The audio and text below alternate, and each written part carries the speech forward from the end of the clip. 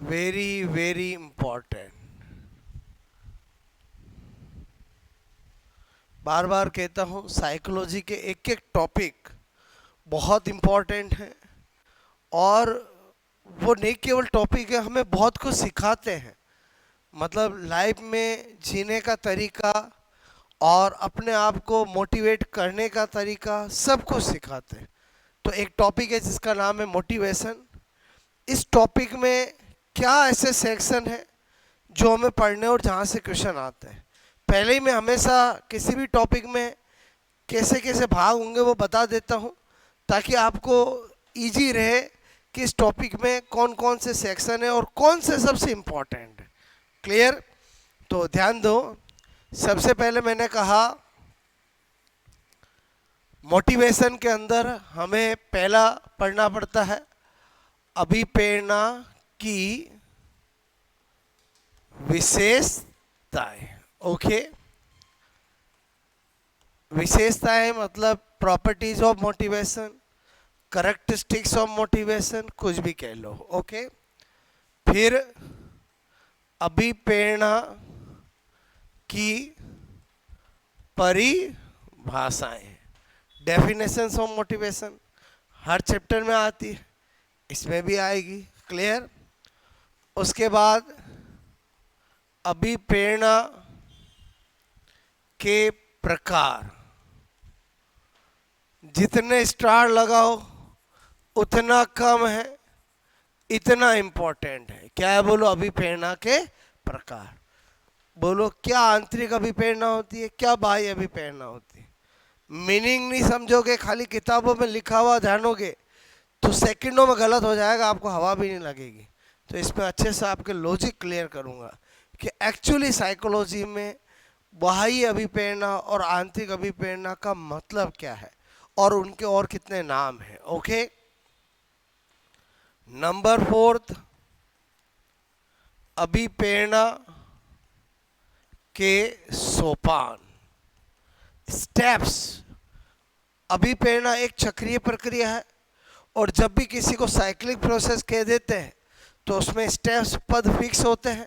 तो कितने पद होते हैं, पहला पद कौन सा होता है, दूसरा कौन सा होता है, तीसरा कौन सा होता है, सारी चीजें यहां पर क्लियर करूंगा। ठीक है, स्टेप्स ऑफ मोटिवेशन। उसके बाद अभिप्रेरणा के सिद्धांत, कौन कौन से प्रिंसिपल्स दिए गए हैं वो, फिर प्रेरकों का वर्गीकरण। ठीक है, कितने टाइप के प्रेरक होते हैं, अगेन स्टार लगा रहा हूं, वेरी इंपॉर्टेंट। ठीक है, और नंबर 7 होगा अभिप्रेरणा को प्रभावित करने वाले कारक। ठीक है, फैक्टर्स अफेक्टिंग ऑफ मोटिवेशन। तो हमने मोटा मोटा पूरे चैप्टर को कितने भाग में डिवाइड कर दिया, 7 भाग में। मतलब हम कोई भी चैप्टर पढ़ते हैं, हमें उसकी रूपरेखा हमारे माइंड में होना बहुत जरूरी है। ये कब हेल्प करता है, जब आप रिवीजन करते हो। बोलो, बात समझ ना। मतलब आपने 1-2 बार पढ़ रखा है और एग्जाम से 1 महीना पहले, 2 महीने पहले जब आपको साइकोलॉजी एक एक सब्जेक्ट को रिवीजन करना होता है, तब आप बिना रजिस्टर खोले कैसे रिवाइज करोगे। तो पहले माइंड में क्या लाओगे, अभिप्रेरणा में कितने पॉइंट है, 7 दिमाग में लाए, एक एक पॉइंट में क्या क्या सोचा, 7 पॉइंट सोच लिया, मतलब पूरा टॉपिक हो गया। समझे नहीं समझे? बोलो क्लियर? अच्छा, इंपॉर्टेंट सारे हैं, लेकिन जो मैं ज़्यादा स्टार लगा रहा हूँ वो 3 पे लगाया क्योंकि उनसे क्वेश्चन ज़्यादा आते हैं। ठीक है, तो ये सब चीज़ें हमें पढ़नी है। बहुत बहुत इम्पॉर्टेंट चैप्टर और बहुत ही लॉजिकल चैप्टर है। क्लियर? मैंने कहा ना, पढ़ तो आपने पहले भी कभी रखा होगा, लेकिन मुझे पता है कि आपके फंडे क्लियर नहीं है, क्योंकि चालक वर्ड हम किताबों में पढ़ तो लेते हैं, रियल में चालक है क्या वो हमें कभी समझ में नहीं आता और फिर इसीलिए गलती होती है। तो एक एक वर्ड मैं आपको अच्छे से इसमें समझाऊंगा। तो पहला आप ये नोट कर लो कि ये चैप्टर की रूपरेखा होगी। क्लियर? इंग्लिश में लिखूं तो characteristics of motivation,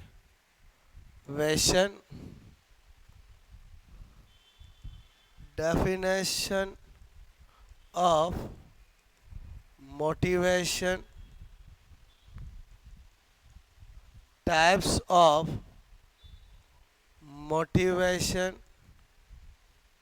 steps of motivation, principles of motivation। ठीक है?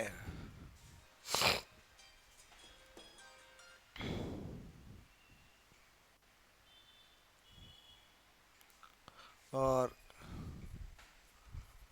Classification of drive. ठीक है? और फैक्टर्स अफेक्टिंग ऑफ मोटिवेशन। ठीक है?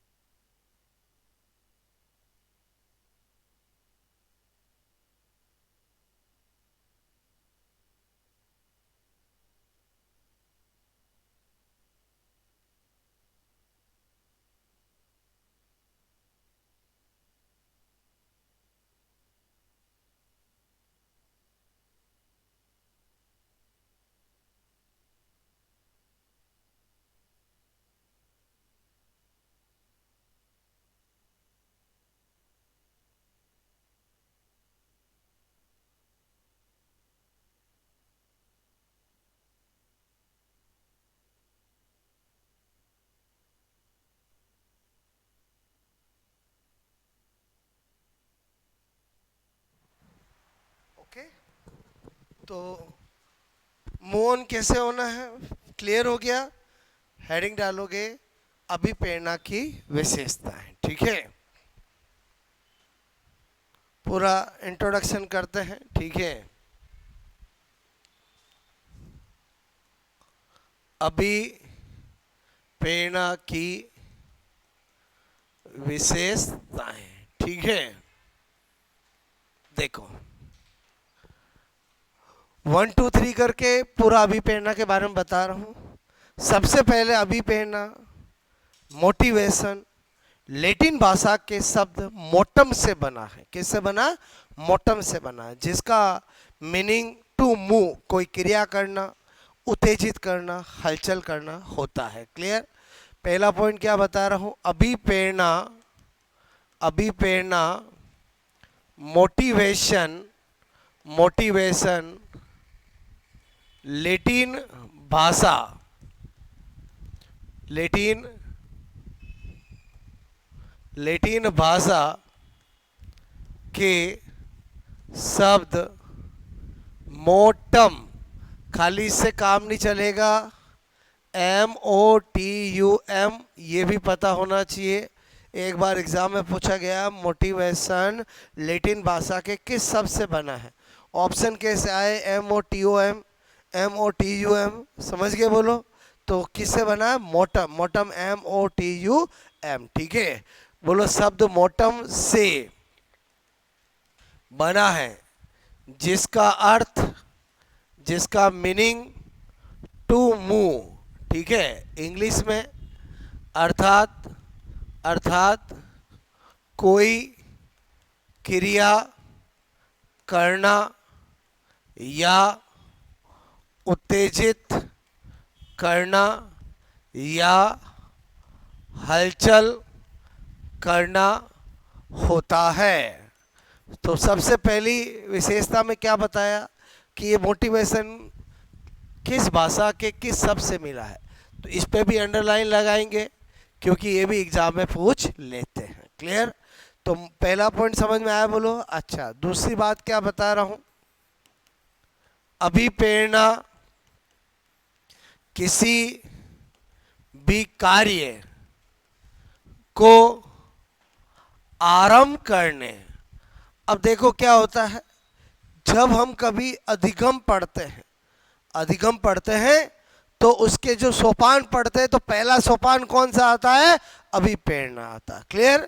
तो हमें लगता है कि अभिप्रेरणा किसी कार्य को आरंभ करने के लिए चाहिए, जबकि जब हम मोटिवेशन टॉपिक पढ़ते हैं तो हमें पता चलता है कि अभिप्रेरणा न केवल कार्य के आरंभ में चाहिए, कार्य के निरंतर बनाए रखने के लिए भी चाहिए और यहाँ तक कि कार्य के अंत के अंतिम क्षण पर भी चाहिए। क्लियर? इसीलिए कहा जाता है कि कोई भी खिलाड़ी, कोई भी व्यक्ति तभी सफल हो सकता है, तभी लक्ष्य को प्राप्त कर सकता है जब वो लक्ष्य को प्राप्त नहीं कर ले तब तक मोटिवेट रहे। क्लियर? अगर बहुत सी बार होता है लोग किसी लक्ष्य को डिसाइड करते, किसी कार्य को प्रारंभ करते, प्रारंभ में बहुत मोटिवेट रहते हैं, बहुत एक्साइटेड होते हैं और बाद में ढीले पड़ जाते हैं। तो बताओ उनको वो लक्ष्य मिलेगा क्या? नहीं मिलेगा। बोलो, मोटिवेशन टॉपिक हमें ये सिखाता है कि किसी भी कार्य को आपने अगर लक्ष्य निर्धारित कर लिया है तो न केवल उसको प्रारंभ करते समय, उसको जब आप प्राप्त कर रहे हो उसके दौरान और अंतिम क्षण में भी बोलो क्या रहना पड़ता है, अभिप्रेरित। यानी अगेन 50 एग्जाम्पल से समझ सकते हैं। कोई स्टूडेंट ने डिसाइड किया मुझे गवर्नमेंट जॉब लेनी है, जम के तैयारी की, जम के रिवाइज किया और आपसे में कोई एग्जाम से टाइम भी जम के पढ़ाई कर रहा है, लेकिन जिस दिन एग्जाम देना होता है उस दिन रात को सोया ही नहीं और आपसे मैं कह रहा हूँ उसका दिमाग जो है वहाँ चल ही नहीं रहा है और उसने अपने आप को उस दिन बोलो मोटिव नहीं रखा। बताओ उसको अपना लक्ष्य मिलेगा क्या? नहीं। मतलब समझ में आया? बोलो, इसी चीज को मैं सिखाऊंगा कि अभिप्रेरणा एक चक्रीय प्रक्रिया है।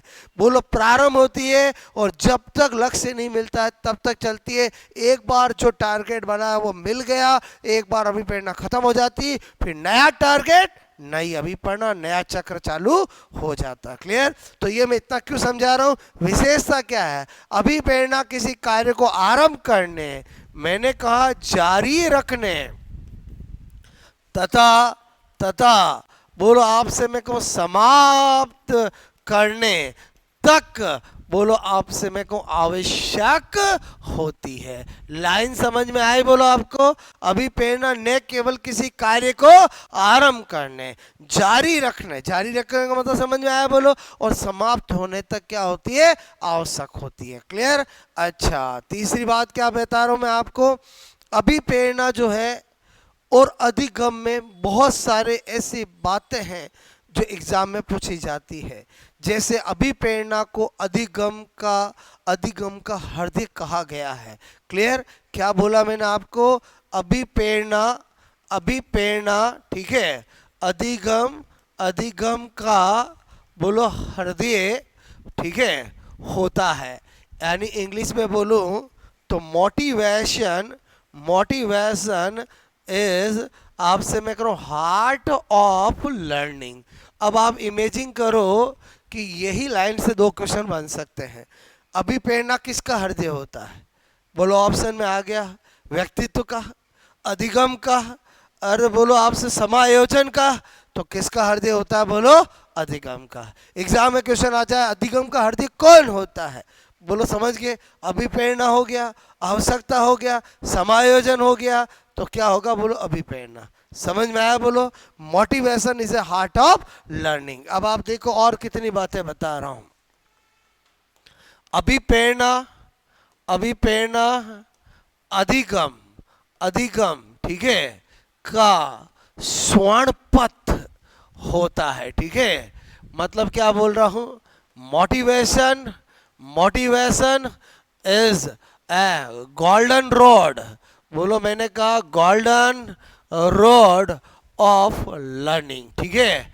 क्या बोला मैंने, आपको समझ में आया? बोलो कि motivation is a golden road of learning. इतनी सी लाइनें दे करके एग्जाम में पूछा जाता है कि बोलो अधिगम का स्वर्ण पथ किसे माना जाता है, या अभिप्रेरणा किसका स्वर्ण पथ होता है। क्लियर?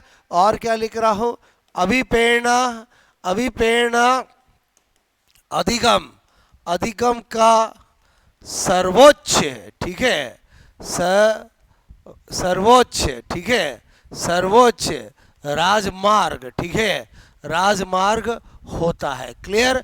यानी motivation is a highway of learning, is a highway of learning. Clear? बोलो मैंने कहा motivation, motivation is a highway, ठीक है, हाईवे ऑफ लर्निंग, ठीक है। हाईवे नाम सुना समझे? बोलो। और हाईवे नाम सुना नहीं सुना? बोलो। राजमार्ग को क्या कहते हैं? हाईवे, ठीक है। और क्या बोल रहा हूँ, अभिप्रेरणा, बताओ ये सब अभिप्रेरणा की विशेषताएं है कि नहीं है? बोलो, जो एग्जाम में कैसे आएंगे वो बता रहा हूँ। अभिप्रेरणा अधिगम, अधिगम की, अधिगम की कुंजी, कुंजी, कुंजी, ठीक है, मैंने कहा होती है। यानी क्या बोल रहा हूँ, मोटिवेशन, मोटिवेशन इज की ऑफ लर्निंग, ठीक है। कुंजी तो नाम आपने सुना ही होगा, बचपन में यूज भी की होगी। और समझे समझे, कुंजी मतलब जिससे हम कोई भी चीज प्राप्त करते हैं। क्लियर?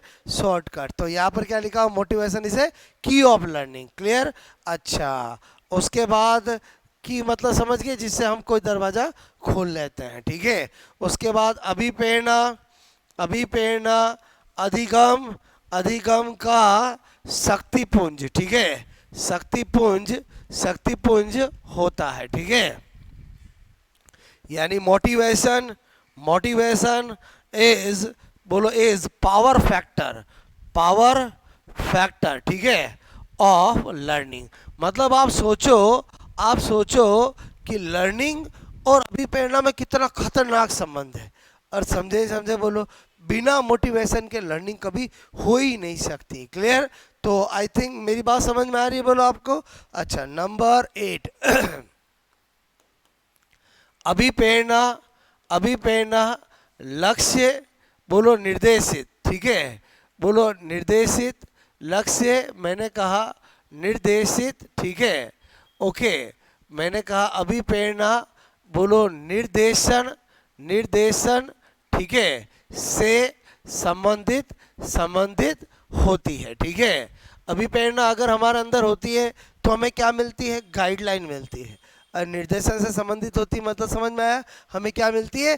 गाइडलाइन मिलती है। अभिप्रेरणा आंतरिक भी हो सकती है और बाह्य भी हो सकती है। क्लियर? आंतरिक बाह्य क्या होती है वो हम जब टाइटल पढ़ेंगे तो आपको लॉट ऑफ एग्जाम्पल से समझाऊंगा। क्लियर? अभिप्रेरणा निर्देशन से संबंधित होती है। मैंने कहा अभिप्रेरणा, अभिप्रेरणा, ठीक है, निश्चित, बोलो मैंने कहा निश्चित, ठीक है, लक्ष्य प्राप्ति, ठीक है, के उद्देश्य, ठीक है, से होती है। बोलो क्या होती है? निश्चित लक्ष्य की प्राप्ति के उद्देश्य से होती है। जब हम इसके स्टेप्स पढ़ेंगे तो आपको मैं बताऊंगा कि बोलो कोई भी कार्य इंसान करता है वो किसी न किसी आवश्यकता की पूर्ति के लिए करता है। आप बोलो पानी ढूंढ रहे हो, क्यों पानी ढूंढ रहे हो भाई? आपके अंदर आई, बोलो फीलिंग्स आई कि अंदर पानी की कमी है। आप बोलो कुछ खाने की चीज़ ढूंढ रहे हो, अंदर से क्या आया? बोलो आवाज़ आई। अब वो आवाज़ है, उसी को हम साइकोलॉजी में क्या कहेंगे वो मैं आपको बताऊंगा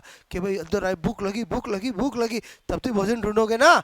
और समझे समझे, बोलो क्या लिखा? आवश्यकता निश्चित लक्ष्य की प्राप्ति के उद्देश्य से होती है। मेरी बात समझ में आए? बोलो ओके।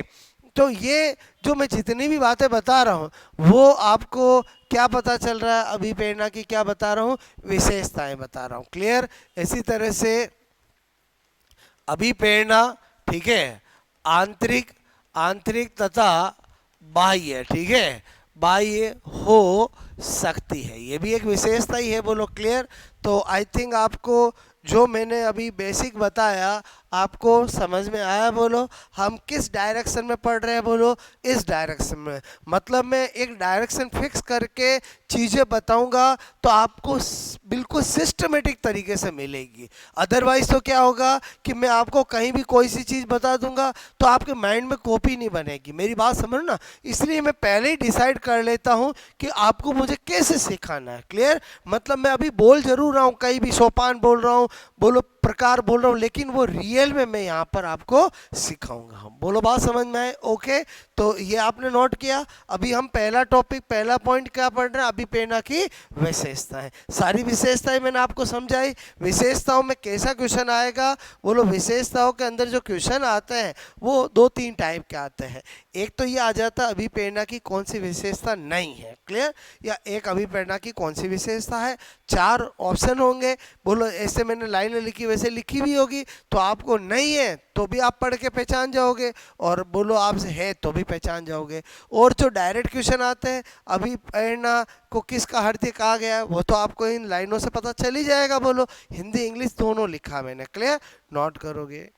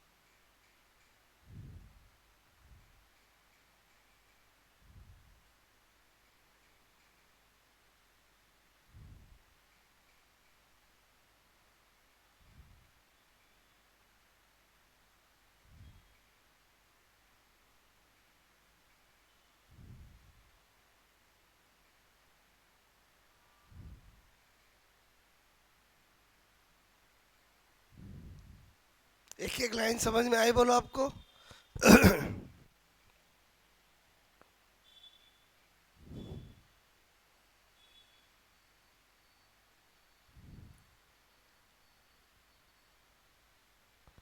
ये लाइन दे देते हैं, किसी भी कार्य को प्रारंभ करने, जारी रखने और समाप्त करने के लिए किसकी आवश्यकता होती है?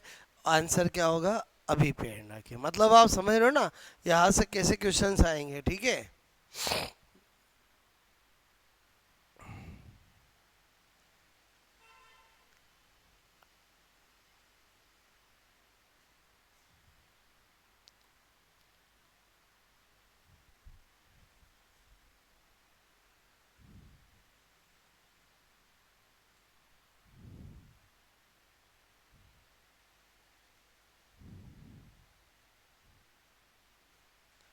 ओके, हटा दो ये बोलो। हो गया?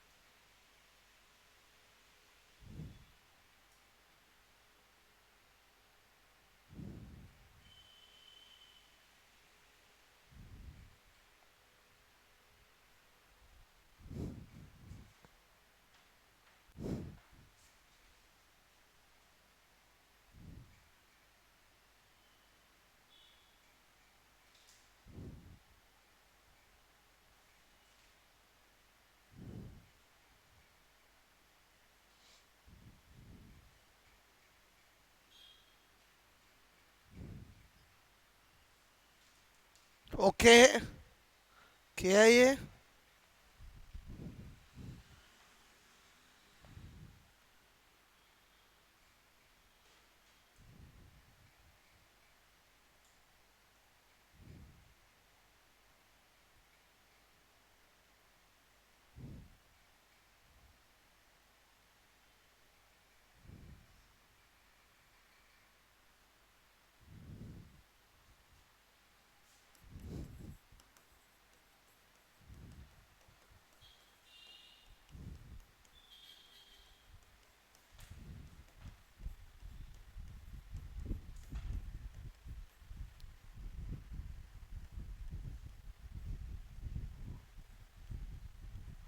अभिप्रेरणा हमारे व्यवहार का निर्देशन व नियमन करती है, ठीक है। अभिप्रेरणा उत्प्रेरित कार्य को सतत बनाए रखती है, ठीक है।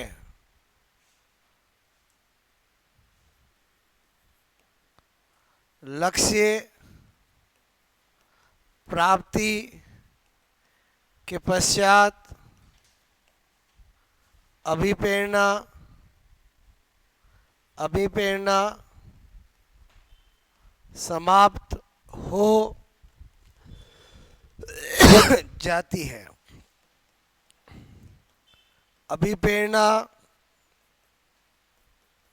एक चक्रीय प्रक्रिया, साइक्लिक प्रोसेस, ठीक है, होता है। ये जो बोल रहा हूँ ना अभी, लक्ष्य के प्राप्त समाप्त हो जाती चक्रीय प्रक्रिया, ये जैसे जैसे हम आगे पढ़ेंगे आपको मतलब समझ में आएंगे कि मैंने अभी प्रेरणा को चक्रीय प्रक्रिया क्यों कहा, एक चक्र में कितने स्टेप्स होंगे, सब आगे पता चलेंगे। अभी विशेषताएं बता रहा हूँ आपको, ठीक है।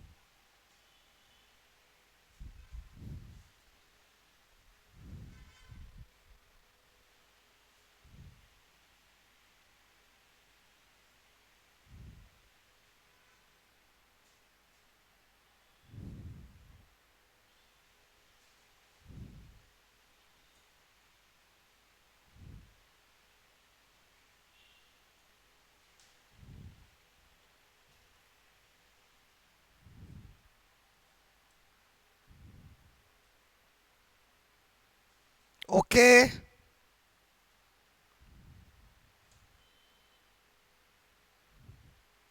बात समझ में आए बोलो आपको?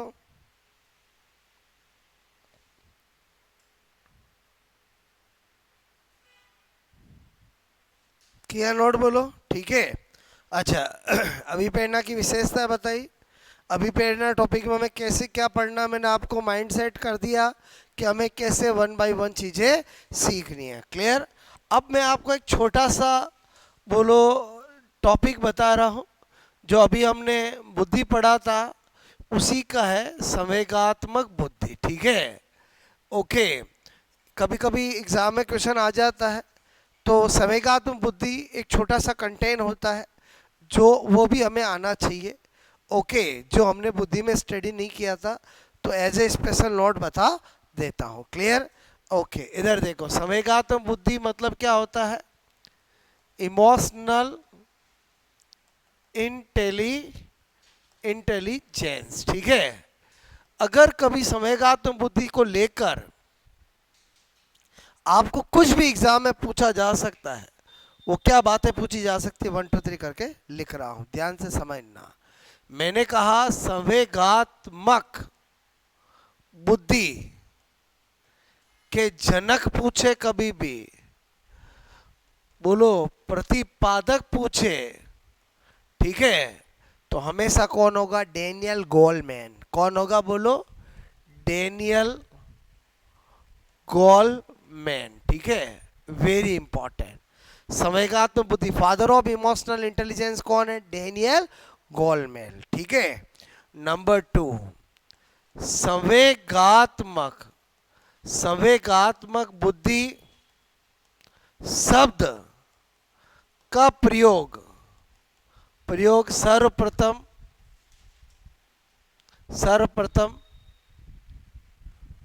Peter slope and John mayor, ठीक है, जॉन मेयर, ठीक है, पीटर स्लेव और जॉन मेयर ने किया। ओके, नंबर 3 बात, संवेगात्मक बुद्धि, बोलो संवेगात्मक बुद्धि, ठीक है, बोलो का मापन जिस इकाई से किया जाता है उसे हम संवेगात्मक लब्धि EQ कहते हैं। क्या कहते हैं? EQ। मैंने कहा संवेगात्मक बुद्धि का मापन जिस इकाई से किया जाता है उसे संवेगात्मक लब्धि, इंग्लिश में बोलो इमोशनल क्वांटिएंट, ठीक है, अर्थात EQ कहते हैं, ठीक है। एक होता IQ, वह बुद्धि लब्धि, एक है संवेगात्मक लब्धि यानी EQ। क्लियर? फिर क्या बता रहा हूं, बोलो यहां पर किसी भी व्यक्ति, क्या कहा गया साइकोलॉजी में, किसी भी व्यक्ति के सफल होने के लिए IQ का रोल केवल 20% है, EQ का रोल कितना है? 80% है। क्लियर? तो हमेशा आप अपना EQ मजबूत करो।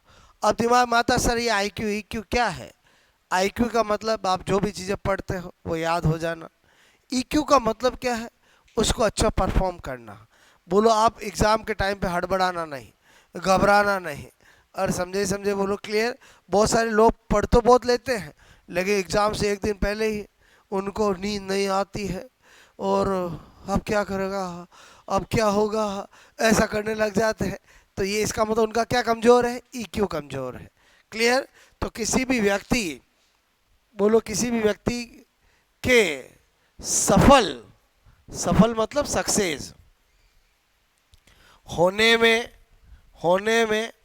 IQ का केवल 20%, बोलो रोल मतलब समझते हो? भूमिका, ठीक है। रोल का मतलब क्या होता है? भूमिका, ठीक है, होती है, जबकि 80% बोलो EQ का रोल होता है, ठीक है। समझे नहीं समझे बोलो। उसके बाद क्या बता रहा हूं, डेनियल गोलमैन ने किताब लिखी, बहुत फेमस हुई, और उस किताब का टाइटल था संवेगात्मक बुद्धि बुद्धि लब्धि से महत्वपूर्ण क्यों। क्लियर? किताब का नाम क्या था? डेनियल गोलमैन,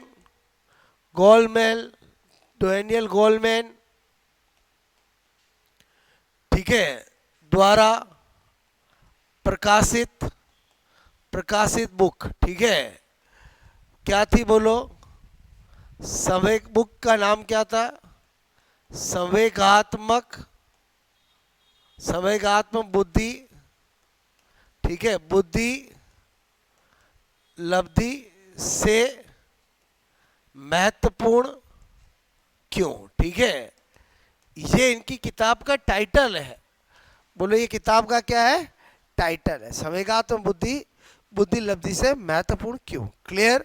जिसमें इन्होंने बताया किसी भी व्यक्ति के सक्सेस होने में आईक्यू का रोल केवल 20% होता है, ईक्यू का रोल जो होता है वो 80% होता है, क्लियर। यानी इंसान को, बच्चे को जब छोटे से बड़ा होता है तो घर वालों को, टीचर्स को, पेरेंट्स को, सबको उसका ईक्यू मजबूत करना चाहिए, क्लियर। बोलो अगर किसी कोई चीज़ का डर है तो डर निकालना चाहिए, और ने कि डरा डरा के पढ़ाना चाहिए, समझे समझे। डरा डरा के पढ़ाओगे तो इधर ईक्यू तो क्या हो रहा है? मजबूत। आईक्यू क्या हो रहा है? अरे कमज़ोर। फिर तो वो हर छोटी चीज़ में डरेगा, बोलो घबराएगा ज़्यादा, क्लियर।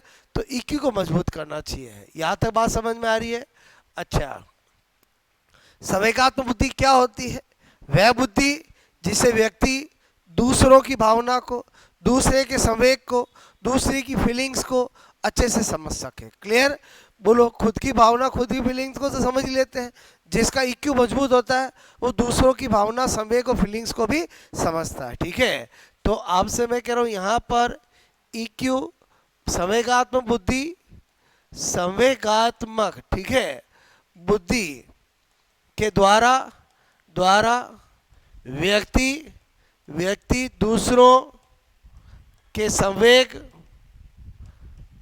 बोलो भावना, ठीक है, भावना, मैंने कहा भावना, ठीक है, को समझता है, ठीक है। जो बहुत ज़्यादा आईक्यू वाले होते हैं, ईक्यू मजबूत नहीं होता है, वो दूसरों की फीलिंग्स नहीं समझते हैं। जो हूँ मैं ही हूँ, और ऐसे वाले होता है, क्लियर। कौन बोले? जो आईक्यू मजबूत वाले होते हैं। और जो ईक्यू मजबूत वाले होंगे वो क्या होंगे? बोलो दूसरों की बात सुनेंगे और दूसरों को भी समझेंगे। आईक्यू ईक्यू समझ रहा है? बोलो आपको क्लियर। अच्छा, उसके बाद आपको मैं क्या बताना चाह रहा हूँ, इसी में अरस्तु एक बहुत बड़ा दार्शनिक हुआ है। उसने एक बहुत ही अच्छा स्टेटमेंट दिया है। अरस्तु कहता है, जो मैं पहले भी कभी बोला होगा, अरस्तु कहता है क्रोध करना कोई बड़ी बात नहीं है, कोई भी व्यक्ति कर सकता है, लेकिन सही व्यक्ति के साथ, सही समय में, सही मात्रा में, बोलो सही प्रयोजन के लिए क्रोध करना बहुत बड़ी बात है। क्या बोला, समझ में है? क्रोध करना कोई बड़ी बात नहीं, कोई भी व्यक्ति कर सकता है, लेकिन सही व्यक्ति के साथ, सही समय पर, सही मात्रा में, सही प्रयोजन के लिए क्रोध करना बहुत बड़ी बात है, क्लियर। तो आपसे अरस्तु के अनुसार क्रोध कोई भी व्यक्ति कर सकता है,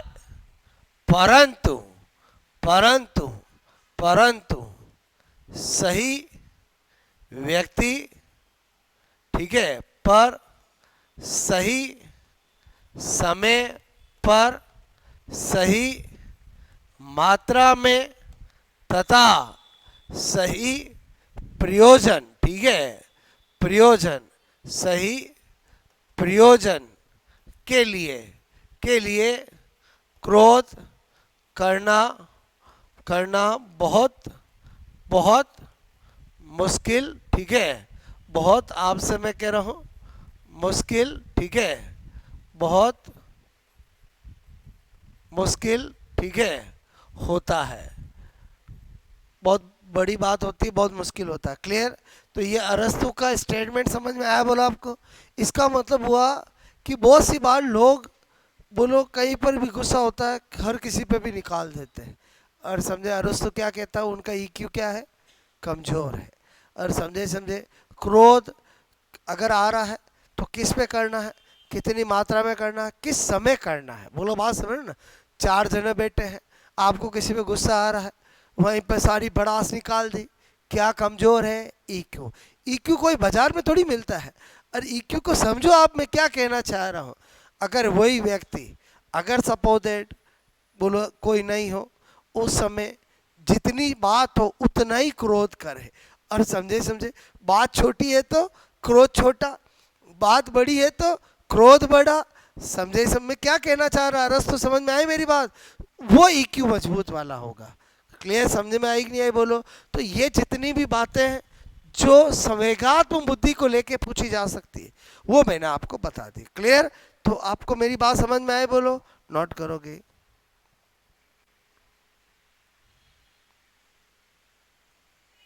ये हमने उसमें नहीं पढ़ा तो अभी इसमें मैंने स्पेशल नोट करके बता दिया, ठीक है?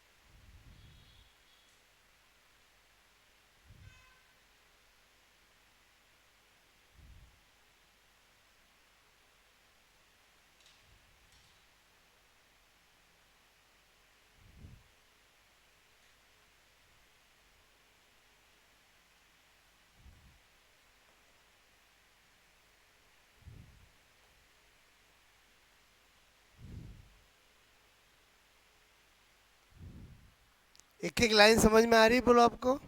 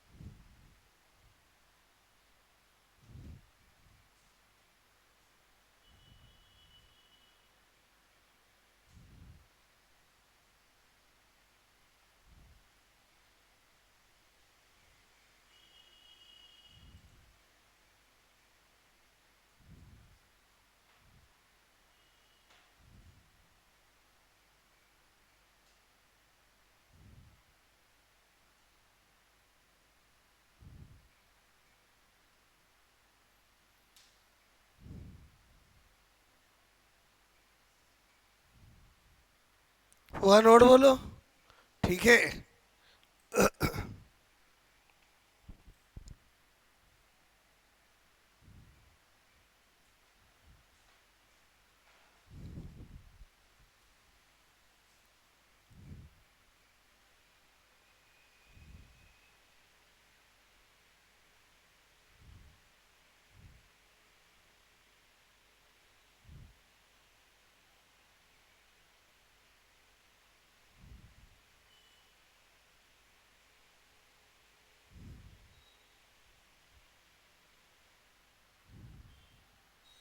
ओके,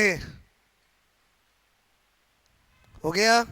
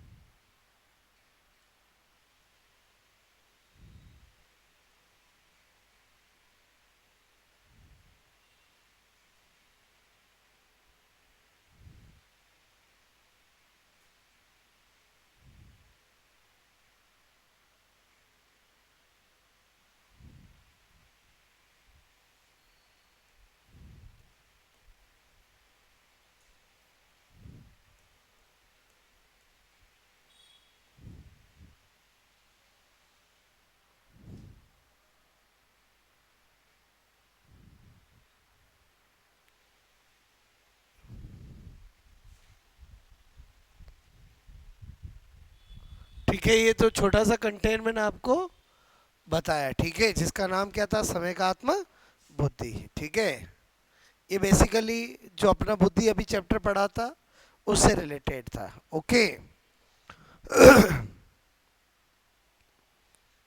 आगे कहानी कल बढ़ाएंगे। आपको टॉपिक जो अपने चालू किया अभी पढ़ना समझ में आया? बोलो आपको कैसे पढ़ना है? ठीक है, ओके।